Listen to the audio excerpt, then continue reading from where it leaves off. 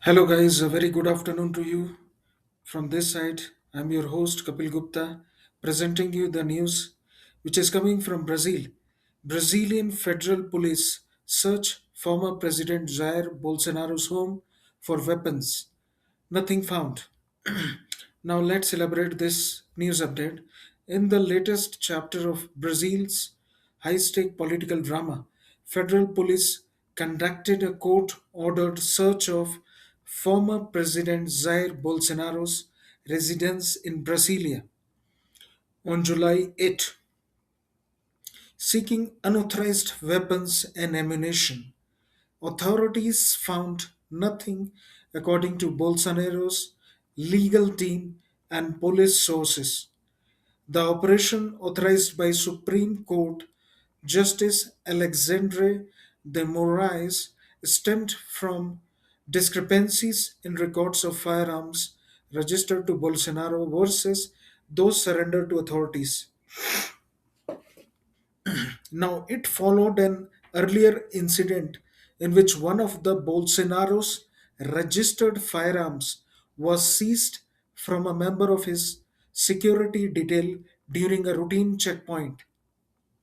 Now, Bolsonaro, what he's saying, 71, is serving a 27-year prison sentence under house arrest for his role in plotting a coup after losing the 2022 election to President Luiz Inácio Lula da Silva.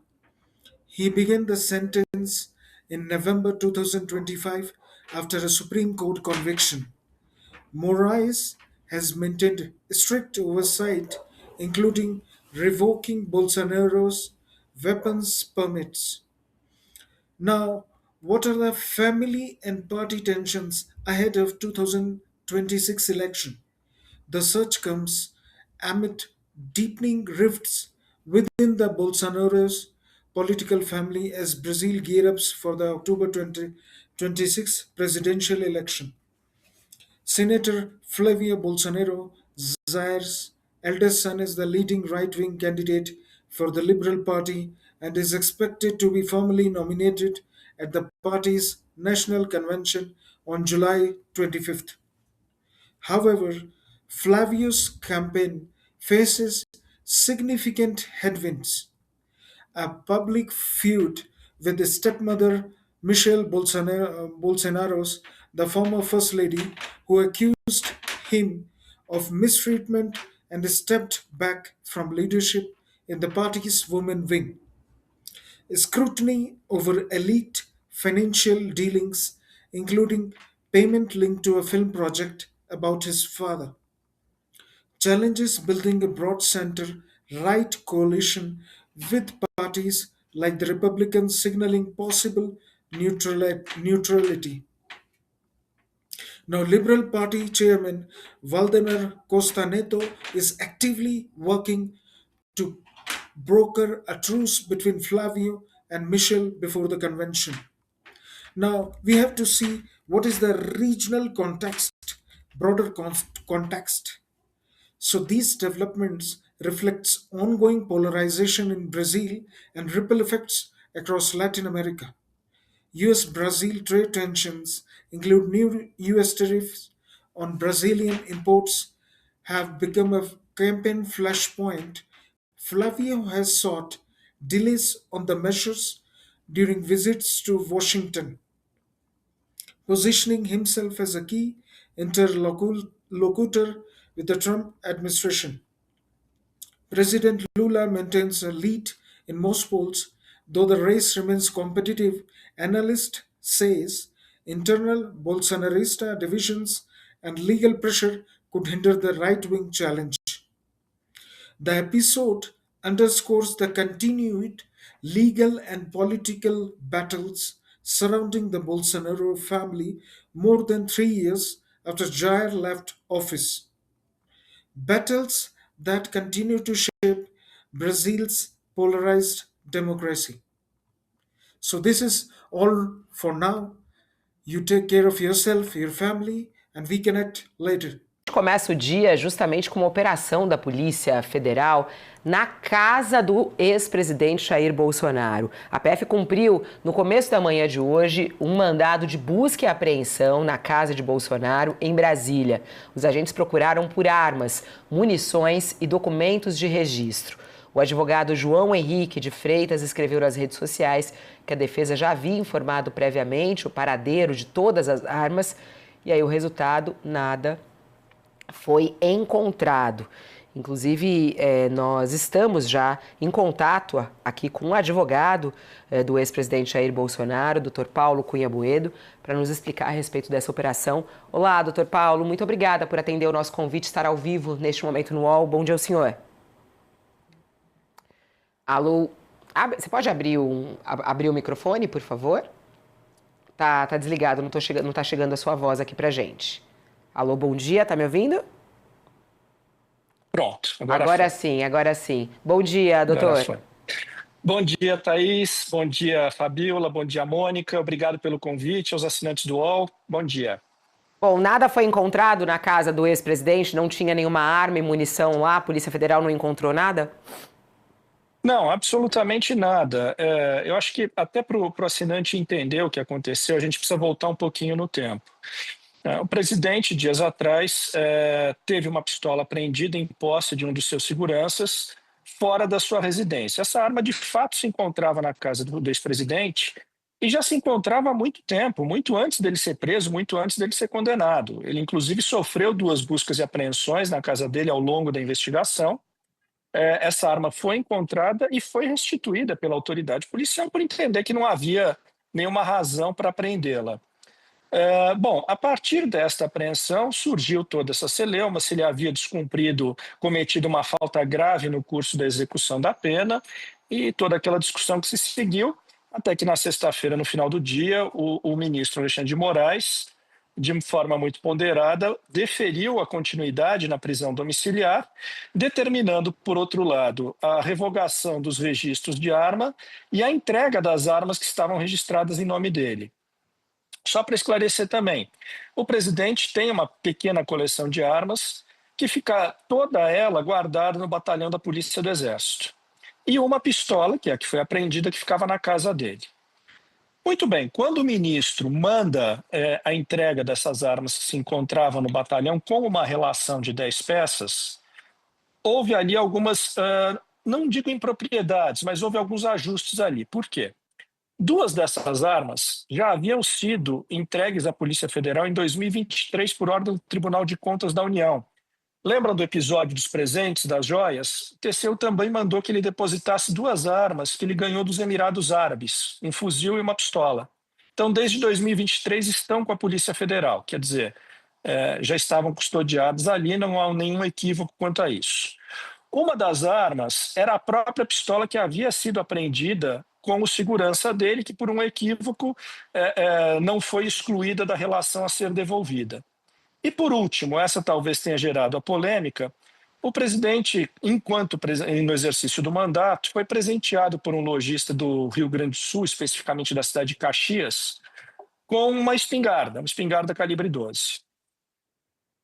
Eu não sei se o assinante, se vocês sabem, quando você adquire uma arma, você, em primeiro lugar, tem que proceder ao registro dela. Você tem toda uma burocracia a ser percorrida para só então poder retirar a arma da loja ou retirado de quem você a tenha adquirido. Foi feita toda essa tramitação, a arma foi lançada no nome do presidente, só que nunca foram retirar a arma em Caxias do Sul. A arma continua na loja. E essa explicação nós trouxemos. Mas talvez por conta disso, imagino eu, o ministro ouve por bem, até para se assegurar, determinar esta busca e apreensão, e a evidência nada se encontrou. Agora, doutor, Carlos Bolsonaro reclamou nas redes sociais, falando que foi um abuso essa operação. Flávio Bolsonaro, lá dos Estados Unidos, também está reclamando da operação, dizendo que foi uma operação além ali dos limites e disseram que reviraram tudo. Queria que o senhor falasse um pouquinho, reviraram toda a casa do Bolsonaro, como é que foi a ação da Polícia Federal? O senhor acha que foi um exagero essa operação? Olha, a meu ver, não era necessária, porque o esclarecimento foi prestado. Bastaria mandar um agente da Polícia Federal à loja em Caxias do Sul que ia encontrar a arma lá. A arma está lá. não estava com o ex-presidente. É evidente, quando se defere uma busca e apreensão, é um procedimento invasivo, evidentemente sempre desagradável. Você revira a casa inteira atrás de arma, munição, acessório, carregador, etc. E nada foi encontrado. O presidente tinha apenas aquela pistola na casa dele. Então, sim, seria desnecessário. A gente prestou um esclarecimento e esse esclarecimento seria facilmente comprovável por uma medida não invasiva, né, bastando ir até o legista. Doutor, Agora, doutor Paulo. Pode Desculpa, ir, sou eu? Mônica. Vai lá, Mônica, pode ir. Tudo bem? Bom dia. Eu queria saber se Bom dia. o senhor tem visitado o presidente Bolsonaro? Sim, eu tenho feito visitas a ele periódicas, enfim, sempre que vou a Brasília, eu separo um tempo para visitá-lo. As visitas são curtas, né, porque são 30 minutos por dia para um único advogado, mas eu tento conciliar essa agenda. Existe uma grande curiosidade porque a família do presidente Bolsonaro está engolfada numa briga total, completa, um caos, né? Como é que está o presidente Bolsonaro? O senhor, nessas visitas, sente que o presidente Bolsonaro apoia, está com uma boa relação com a ex-primeira-dama Michele Bolsonaro? Porque o que nos intriga aqui fora é: Bolsonaro está dando razão para Michele ou está do lado dos filhos? Como é que está o clima entre eles? Que eu sei que o senhor não vai querer falar, o senhor não é porta-voz político, mas o senhor vê e percebe quando faz a visita. Olha, Mônica, existem assuntos, o meu pai já me dizia, tem assuntos que se te falam você escuta, se não te falam você não pergunta. Eu realmente não tenho tratado desse assunto com esse presidente. É uma questão familiar antiga, evidentemente, que está transpirando nesse momento, mas é uma questão muito pessoal. Mas o senhor está no com a fim do dia, Michele, né? o senhor chega lá e a Michele está lá com ele o tempo todo. Não, por acaso eu não encontrei a dona Michele, faz algum tempo que eu não a encontro, né? Por acaso já faz algum tempo. As últimas vezes que eu estive, estava só o presidente mesmo, a equipe de Hoje ela segurança ela dele, enfim. estava na casa, não estava na hora da operação? Pelo menos. Mas não fui eu que acompanhei. Quem acompanhou foi o advogado interno ali do PL, doutor João Henrique, que até postou nas redes, como você mencionou. Eu estou em São Paulo, então eu não estive lá hoje. Doutor Paulo, essa pergunta que a Mônica faz também, né? Como é que está o estado do presidente Jair Bolsonaro? Em outras situações a gente já conversou com outros advogados e falavam, olha, ele está muito incomodado, ele está muito triste, ele está bem, como é que ele está emocionalmente, o ex-presidente Jair Bolsonaro? Olha, Fabiola, não preciso dizer muito, né? Ele tem uma saúde bastante debilitada, com um sintoma que cotidianamente o incomoda, são aqueles soluços recorrentes e intermitentes, que você tem que, para reduzir, você tem que aplicar uma dose maior de medicação, que obviamente acaba comprometendo o seu bem-estar, né, a sua cognição. Está com uma condenação grande, efetivamente, num período eleitoral, onde fica muito exposto, é uma liderança política e, por isso, mesmo custodiado, ele continua ocupando os noticiários, basta ver que estamos aqui. Então, evidentemente, não dá para você achar que a pessoa está bem, tá tranquila. Não, está bastante debilitada. Com afetar a cognição, do que a gente está falando exatamente, doutor? Não, pelo seguinte, uma das formas de uma das tentativas de tratamento é efetivamente você aumentar a dosagem de determinada medicação. E que, obviamente, te gera tontura, cansaço, indisposição, né? Mas exatamente sobre essa questão da cognição é que a defesa dele apresentou na primeira vez que essa arma foi apreendida, essa pistola, exatamente que a própria defesa tinha retirado peças por conta da questão da cognição do ex-presidente. Foi um ato dos advogados para evitar que ele usasse a pistola? Não, Thaís, os advogados não tinham nada a ver com isso, tá? A gente, aliás, nem sabia que ele tinha uma pistola em casa. Esse foi um ato, foi uma decisão entre família e segurança, considerando que, sim, de fato, ele já teve alguns episódios de interação medicamentosa, justamente porque está se fazendo uma tentativa de diversas medicações variadas para ver se essa questão do soluço pode ser inibida. Esta interação medicamentosa já havia gerado um precedente, que foi justamente o da tornozeleira eletrônica, onde a equipe médica havia ministrado 2 medicações de cunho psiquiátrico e uma segunda médica, sem saber, ministrou uma terceira medicação ao mesmo tempo, justamente quando aconteceu o episódio da tornozeleira. Então, atento a isso, que de fato ele está num processo de tentativa e erro de medicação, houve a preocupação de tornar a arma inoperante. E aí retirou-se, né, o percussor da arma, deixando ela completamente inoperante.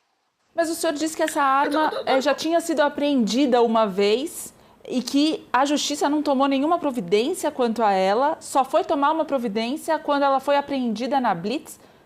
Eu não sei se eu entendi muito bem isso. Não, foi o seguinte. Ao longo do processo de investigação, iniciado lá em 2023, o presidente sofreu 2 buscas e apreensão na sua residência. Aliás, na realidade, sofreu 3. Aqui uma foi lá na casa em Paraty, onde a arma não estava. Mas ele sofreu 2 buscas e apreensões na casa dele. Essa arma foi encontrada, mas o delegado entendeu que não havia por que apreender a arma, porque ela estava registrada, né? E ela não estava relacionada à investigação propriamente dita. Entendeu que não havia por que apreender. Veja, uma busca e apreensão, você não apreende a casa inteira, você apreende aqueles documentos que numa triagem inicial você entende que possam ser importantes para a investigação, e a arma não era. O presidente até na ocasião argumentou, na primeira busca, acho que foi em 23, foi maio de 23, se não me engano, falou, olha, eu morava numa outra casa, inclusive falou, olha, eu estou sozinho em casa, tenho 2 mulheres, minha mulher e minha filha, eu preciso de uma arma para me defender, e o delegado deixou com ele. A arma era registrada, não tinha por que apreender. Foi essa a situação. Então, o que eu quis dizer com isso? A existência desta arma não era algo desconhecido, não era algo oculto, não era uma arma ilegal. Ô, doutor, Mas, doutor Paulo... Pode ir, Mônica, pode ir. Só a minha última pergunta aqui, depois você volta, pode ser, Fabiola? Pode. Hoje o ex-presidente, ele está na casa dele, mas ele está numa prisão. Quer dizer, a casa foi transformada na prisão. Ele não está em casa descansando, né? Quer dizer, não passou pela cabeça, ou da defesa, ou mesmo dele, que a arma deveria ser entregue, porque um preso, um condenado, ficar armado dentro da sua prisão, né? É uma situação meio esdrúxula, quer dizer, não passou pela cabeça que essa arma deveria ser entregue e talvez até outros objetos que estejam com o presidente, quer dizer, como compatibilizar o fato dele estar preso dentro de casa, né? Porque na prisão ele não poderia ter uma arma para autodefesa, né? Vamos dizer assim, então não dá para ele ter uma arma e ainda se disponibilizar dessa arma, mandar para consertar, quer dizer, não passou pela cabeça de ninguém que essa arma deveria ter sido entregue? A sua pergunta é muito, muito boa, Mônica. Vamos entender uma situação. A prisão domiciliar é a exceção da exceção, né? Quando a gente fala em falta disciplinar pela lei de execução penal, você tem lá um dispositivo que foi invocado, foi questionado, que fala basicamente o seguinte: possuir objeto que possa ofender a integridade de outrem. Quer dizer, é um guarda-chuva bem amplo e com razão. Por quê? A criatividade de um detento, de um presidiário, para formar uma arma, para fazer uma arma, é infinita. Então, você usa uma dicção bem alta, cria um guarda-chuva amplo, justamente para alcançar isso.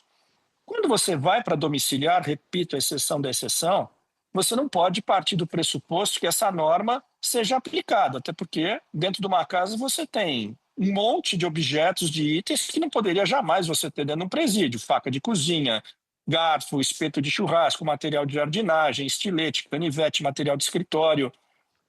Evidentemente, quando você concede a domiciliar, você está pressupondo uma condição diferente de um presídio, não é sem exceção. Agora, a arma não é algo que você possa... Em primeiro lugar, ele não trouxe essa arma depois da custódia domiciliar, a arma já estava lá.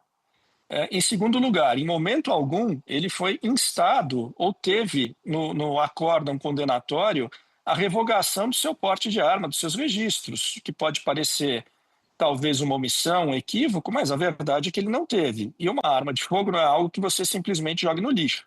Ao contrário, você é responsável por ela, e o local, enquanto ela estiver registrado no seu nome, o local em que ela deve estar é justamente no seu domicílio.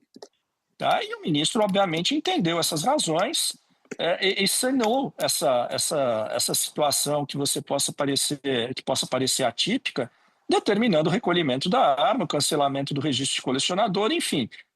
Regularizou a situação e entendeu que não houve falta grave. Mas se a arma deve estar na residência daquele que tem o porte ou a posse, como o senhor acabou de dizer, por que aquela arma do Rio Grande do Sul permaneceu na loja em Caxias?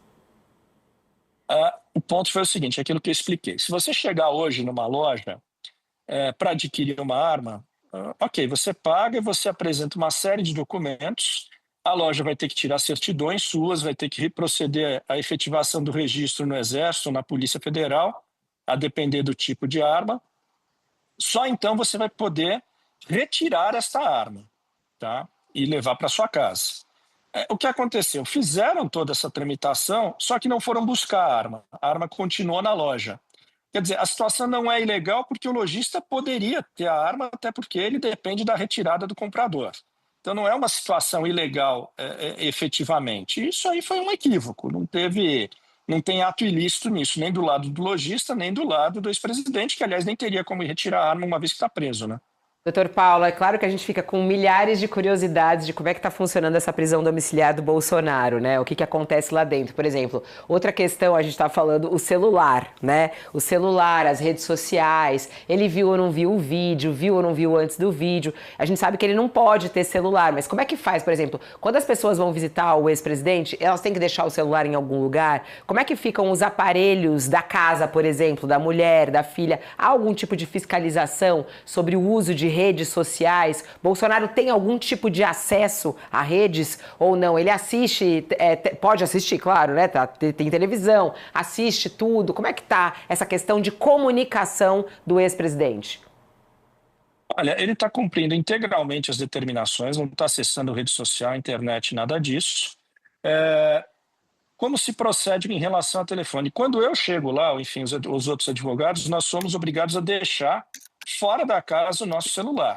Tá? Tem lá uma mesinha com um agente da polícia Militar que faz a revista, a gente entrega o telefone e só então, sem telefone, a gente ingressa na residência. Os telefones dos funcionários da família, realmente eu não sei como está sendo conduzido, mas a verdade, o presidente tem obedecido rigorosamente todas as limitações impostas. Tá certo, a gente vai parar de explorar ele, que a gente combinou para falar sobre a operação de hoje, e ele respondeu todas as perguntas gentilmente, muito educado. Doutor Paulo, só para a gente amarrar, em relação à operação de hoje, o senhor achou, foi bem cauteloso nas suas palavras ao dizer que achou desnecessário, vai de alguma maneira questionar Alexandre de Moraes sobre isso ou não? Não, ela já é um fato consumado, né? A busca e apreensão ocorreu. O resultado, no fim do dia, por mais que eu possa dizer que era uma medida invasiva, talvez desnecessária, o resultado foi positivo, só confirmou aquilo que a defesa já havia dito. Ele não tinha arma na posse dele, e a gente preliminarmente esclareceu a situação, essas 4 armas que surgiram as dúvidas, nós prestamos o esclarecimento verdadeiro do que aconteceu. Certo. Muito obrigada aqui pela sua participação e compartilhar também seus conhecimentos aí, né, jurídicos a respeito de tudo. Até a próxima. Obrigada, doutor. Obrigado. Muito obrigado. Obrigado, Fabiola, Mônica, Thaís. Até. Obrigado, assinante. Vamos que vamos. Vamos que vamos no nosso All News. Nem é para assinante, é livre aí. Você pode assistir à vontade. Ninguém tá pagando para assistir a gente aqui no YouTube, na página do UOL. Mas se quiser assinar o UOL, assinar a Folha de São Paulo, é muito bem-vindo, né, Mônica? Vamos lá, Mônica, rapidinho, só pra gente amarrar aqui essa história com a Mônica, com a Thaís. Essa operação foi, claro, uma grande surpresa, né? Essa história das armas do Bolsonaro é aquilo que você perguntou pra ele, né? Como é que pode um cara preso ter uma arma em casa, né? Manda arrumar e aí o outro fala assim, a gente tirou o negócio da arma porque ele não tá muito bem da cabeça. E agora vem essa determinação. Foi abuso na sua análise, Mônica, essa determinação do Alexandre de Moraes pra verificar mesmo se não tinha mais nada lá? Obrigado, acho que aqui ou lá? Aqui. Pode abrir, já abriu. Ah, tá. Qualquer ação do Estado sobre um indivíduo preso, culpado ou não culpado, ela é uma violência, né? Então é aquilo, você está na sua casa e chegam vários policiais revirando tudo para procurar uma coisa que nem estava lá. Mas eu acho que diante da dúvida, se há dúvida se ele permanece com armamento dentro de casa, eu acho que o ministro não tinha muita alternativa a não ser usar essa medida que é, de novo, violenta contra qualquer pessoa, né? Mas eu entendo que sim, me parece que tinha uma justificativa, porque estava uma confusão sobre essas armas, onde estão, onde não estão, foi apreendida, não foi apreendida, está no exército, tá. O que importa é saber se está na casa dele. E diante dessas várias dúvidas, eu acho que o ministro não tinha muito outra alternativa, porque pairou uma desconfiança sobre as informações prestadas pelo ex-presidente, né? Então, acabou que não tinha alternativa a não ser entrar lá dentro para ver se ainda tinha arma.